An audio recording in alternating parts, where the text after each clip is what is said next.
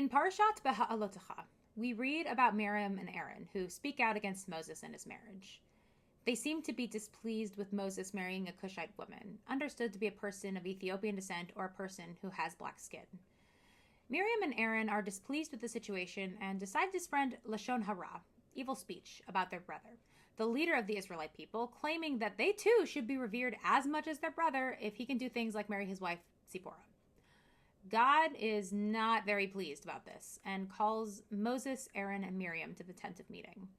God reprimands Miriam and Aaron and tells them that they definitely should not have badmouthed their brother, and Miriam, understood to be the instigator of this negative talk, was struck with scales. There's a lot to unpack here, namely that Miriam was punished and Aaron was not, though they both committed this sin, but I want to focus on the lesson that God has taught us in this passage. Tzipporah, Moses' wife, was an exceptional partner, even going so far as saving her son's life by circumcising him after an encounter with God Godself. But there's something about Tzipporah that makes this situation tricky. Tzipporah was not an Israelite.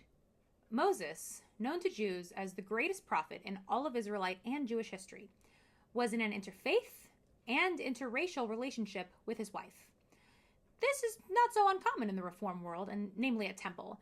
Just as Moses welcomed and treasured Tzipporah for making a commitment to the Israelites, we also treasure the non-Jews in our midst that commit themselves to Jewish values and to our temple.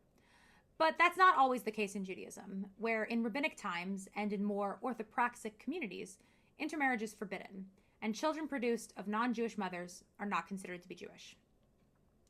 You're telling me that Moses, the greatest prophet of the Jews ever to live, had non-Jewish children. You're telling me that this marriage was illegal according to Jewish law. I have to disagree. And in this passage, so does God. I'm proud to be part of a Jewish community that values interfaith partnership in every sense of the word. And I am thankful that I get to call on the laws of Moses and Israel for the interfaith marriages I officiate, because those holy partnerships reflect the partnership of the holiest Jew to ever live.